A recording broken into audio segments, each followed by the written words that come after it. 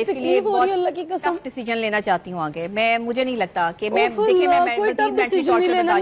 بالکل نہیں آپ نے ایسا کوئی ٹف ڈیسیجن نہیں. میں ایک ماہر نفسیات ہوں, میرا اپنا دماغ ہے, میں تو لوگوں کو مطلب ڈیل بھی اپنے مائنڈ کے مطابق کرتی ہوں کہ میں کم پیشنٹس دیکھتی ہوں کہ بھئی میرا سٹریس اور ڈپریشن لیول نہ بڑھے. بات سنیں, ماہر نفسیات جو ہوتے ہیں نا پتھر کے دل کے نہیں ہوتے. آپ کا دل پتھر کا ہے. نہیں, کوئی ماہر پتھر ہے آپ کا دل کیا ہو سکتا. کیا آپ کو کوئی تکلیف دے, کوئی چوٹ لگا آپ کو نہیں ہوگی کیا؟ زیادہ ہوتی ہے, ہم زیادہ حساس ہوتے ہیں, زیادہ سینسٹیو ہوتے ہیں. اوہ میرا بچہ, دل میں پاگل.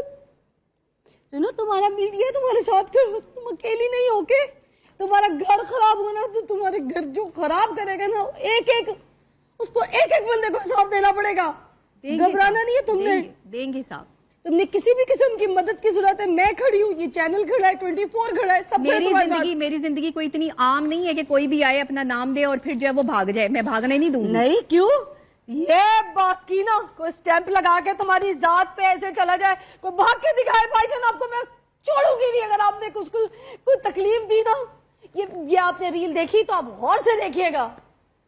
میں پورے پاکستان کے ساتھ کھڑی ہوں, نبیہ کے ساتھ کھڑی ہوں. ڈاکٹر صاحب آپ بھی کھڑے ہیں. جی بالکل جی. آپ ہاتھ رکھیں اس کے سر پہ, آپ کھڑے ہو, اس کے سر پہ ہاتھ رکھیں. چھوٹی بہن ہے جی, بالکل ان کے لیے کھڑے ہیں, اور ان جیسی تمام خواتین کے لیے کھڑے ہیں جن کے ساتھ کسی جگہ پر بھی ذہنی ٹارچر, جسمانی ٹارچر, سماجی ٹارچر یا معاشی ٹارچر ہو رہا ہے.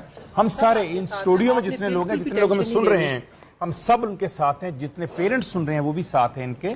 کہیں پر بھی ایسا ظلم ہو, کہیں پر ایسی زیادتی ہو, کہیں پر کسی کا گھر توڑا جائے, کسی کو ڈیگریڈ کیا جائے, کسی کی ایجوکیشن کو, کسی کی خوبصورتی کو, کسی کی مثبت پن کو منفی میں آپ کر دیں, تو اس کو کبھی قبول نہیں کیا جا سکتا. یہ جو بات کر رہی ہیں یہ صرف اپنی نہیں کر رہی, اس کو بھی سمجھنے کی ضرورت ہے.